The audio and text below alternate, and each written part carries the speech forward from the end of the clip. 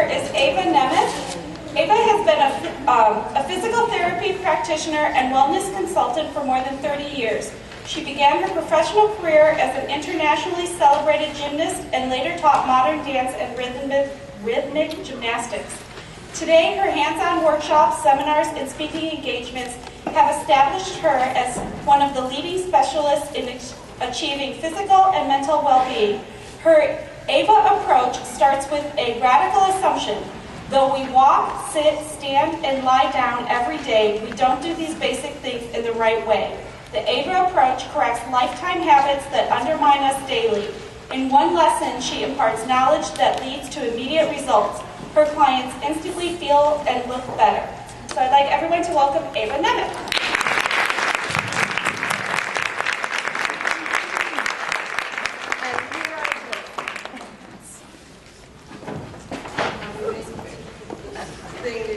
Just give us a second.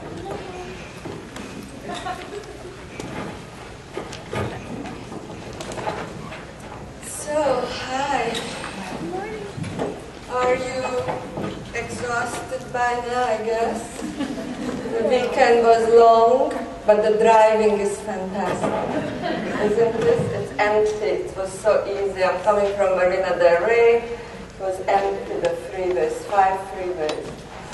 And then I was thinking how lucky I am, you know, living in this wonderful town, coming to Disneyland Hotel, and listening on the news how terrible the other parts of the world, right? Did you ever think about when you are driving and you're late and you're getting anxiety and your tense up and you want to get there and you don't think about what a wonderful thing we're driving in these fantastic freeways, with these fantastic cars. You don't even have to do this. The bathroom, the soap comes out already as a foam. You don't even have to do this. So see, we're living in this society when we are so catered. We don't even know any longer what is our body capable of. And, you know, I'm working with the human bodies for many, many years, and of course as a gymnastics I was 6 years old to 18 competing, then switched to modern dance and teaching modern dance, and very fortunate to work with my mentor, who is 92 years old now. Her name is Eva Kovács, back in Budapest. The accent is Hungarian. So, and you know, I was introduced to this human body firsthand by the best people, those who they were the modern dance pioneers. And the reason why it's so important, because those people, they actually paid attention for the health. And then what happened, I don't know.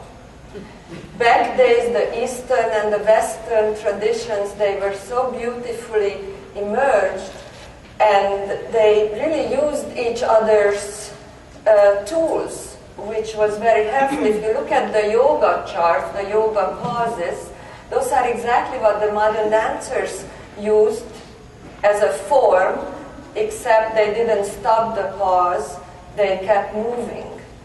And I think it's ingenious because, see, the human life requires forward motion only. We're sitting, we're standing, we're laying down, so mostly we're spending our life in flexion.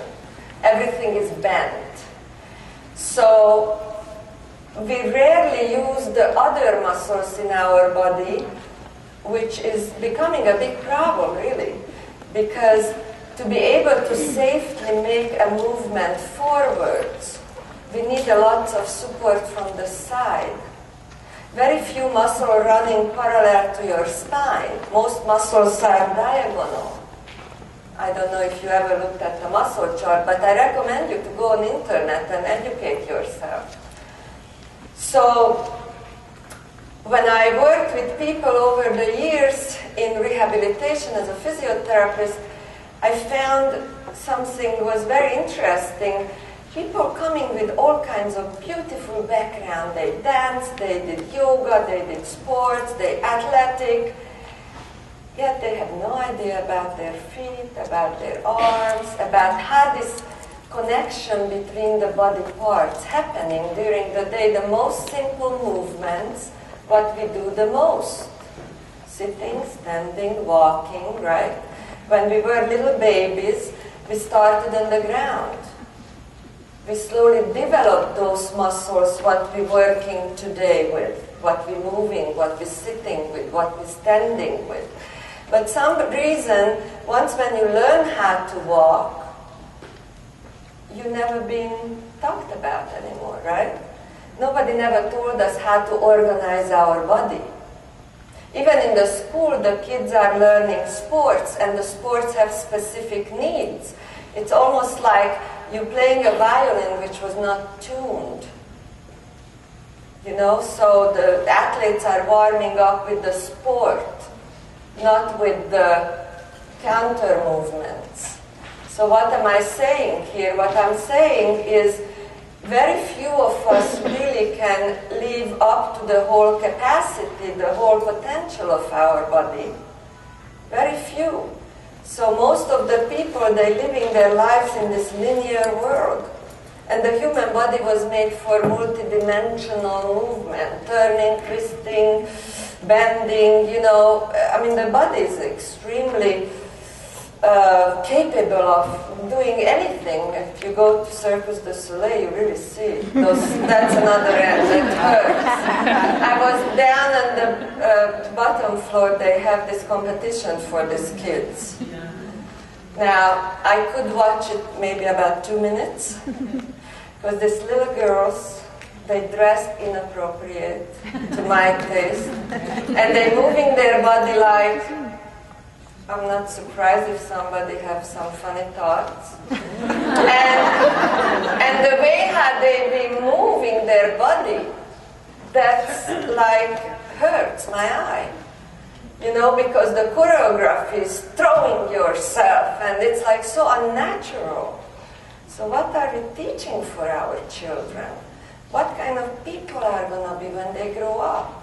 You know, so instead of introduce them to beauty and harmony and balance, everything is so violent and forceful, and the body doesn't know how to absorb it. And the reason I'm telling you this, because I'm sure, number one, if you have children, or number two, if you do any sports or any activities, please do that activity for your body, not for your head. People are using exercise as a solution. I'm stressed, I have to run, or I go to spinning, or, you know, and then when you're really exhausted, then I go to yoga, because then I'm just laying there and meditating. So it's two ends, but none of them teaches for your body anything, right? So, enough of complaining. So this talk is about two groups of people. In my mind, only two groups of people are out there. The first group is who they exercise, and the other group is who they don't exercise. It's very simple. Now, exercise could be walking, riding the bike, going to the gym, or whatever physical activity you do other than your everyday movement. So, think about that way. If you don't exercise or don't move, you're just living your life, get up, go to work, come back, watching TV, that's okay too, I have no problem with that. But you might later, sooner or later, you're going to pay the price. It's okay, it's your choice. But if you exercise, let's say an hour a day, you still have 23 hours left of the day, right? And in my experience, those 23 hours when people undo the benefit what they received from the 1 hour exercise. Now, how do they do that? They're gorgeous in the class, right? Beautiful. And then they go back to the same habit. Watch people coming out of the classes. It looks like they didn't do anything, right? So the whole idea is behind what I'm trying to do here is to